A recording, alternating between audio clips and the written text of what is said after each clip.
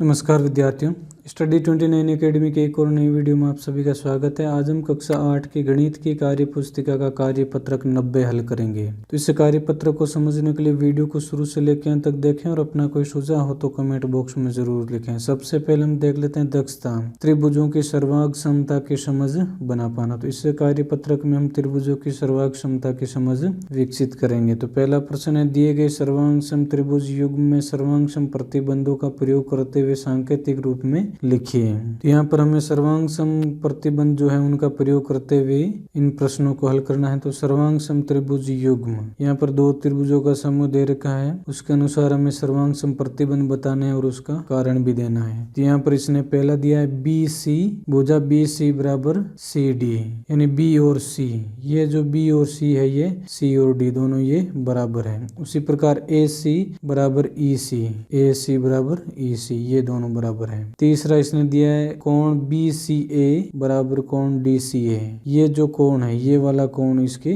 बराबर है और ये दोनों शीर्षाभिमुख कोण है, शीर्षाभिमुख कोण। और इनमें जो प्रतिबंध बन रहा है त्रिभुज ए बी सी सर्वांग सम त्रिभुज डी सी ई, और उसका कारण है एस ए एस सर्वांग समता, यानी साइड एंगल साइड, भुजा कोण भुजा सर्वांग समता का नियम इसमें लागू हो रहा है। अब दूसरी आकृति है जे के एल, इसमें सबसे पहले हमें देखनी है बराबर वाली जो भुजाएं हैं ये और ये दोनों भुजाएं, यानी जे ओ और ओ एल, ये दोनों भुजाएं बराबर हैं, जे ओ बराबर ओ एल, और ये हमें दिया गया है, कारण हम बता रहे हैं यहाँ पर। दूसरा हो जाएगा जे के एल के, ये दोनों भुजाएं बराबर है, तो यहाँ पर लिख देंगे जे के बराबर के एल, और ये भी हमें दिया गया है। अब क्या हो रहा है देखिए, दोनों त्रिभुजों में के और ओ, ये जो भुजाएं दोनों में बराबर है, तो यहाँ पर हम लिख देंगे के ओ बराबर के ओ, और उभयनिष्ठ भुजा है, उभयनिष्ठ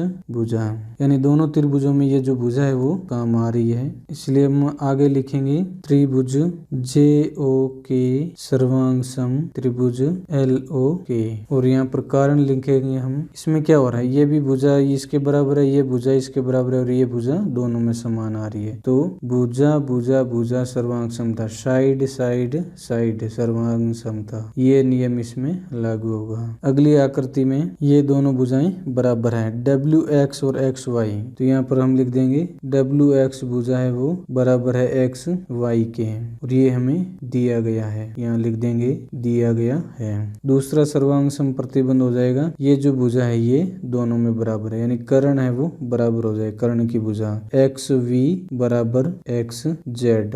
और तीसरा हम सर्वांग समता प्रतिबंध लिख देंगे कोण वी डब्ल्यू एक्स, यानी ये जो कोण है, ये जो कोण है इसके बराबर होगा, तो इसको हम इस प्रकार लिखेंगे कोण एक्स वाई जेड, और यहाँ पर हम लिख देंगे दिया गया है, ये हमें इसमें दिया गया है। इस प्रकार हम कह सकते हैं कि ये त्रिभुज है दोनों सर्वांग सम होंगे, तो यहाँ पर लिख देंगे त्रिभुज वी डब्ल्यू एक्स सर्वांग सम है त्रिभुज एक्स वाई जेड के, और इसका जो कारण है वो लिखेंगे हम आर एच एस सर्वांग समता। इसमें क्या होता है, एक भुजा समान होगी, उसके अलावा लंबी आधार दोनों में से एक समान होना चाहिए, और एक कोण है वो बराबर होना चाहिए। तो यहाँ पर एक कोण बराबर हो रहा है, आधार बराबर हो रहा है इनका, और एक लंबी कर्ण में से एक भुजा बराबर हो रही, तो आर एच एस सर्वांग समता इसमें लागू होगी। प्रश्न संख्या 2, चित्र के आधार पर सर्वांग समता की पहचान कीजिए और सांकेतिक रूप में लिखिए। तो यहाँ पर हमें चित्र को ध्यान से देखना है और उससे के अनुसार जो सर्वांग समता का नियम लागू हो रहा है उसकी पहचान करनी है। तो यहाँ पर देखिए ये कोण और ये कोण दोनों बराबर हो रहे हैं, फिर ये कोण और ये कोण बराबर हो रहे हैं, और ये उभयनिष्ठ रेखा है। इसमें क्या होगा, कोण भुजा कोण,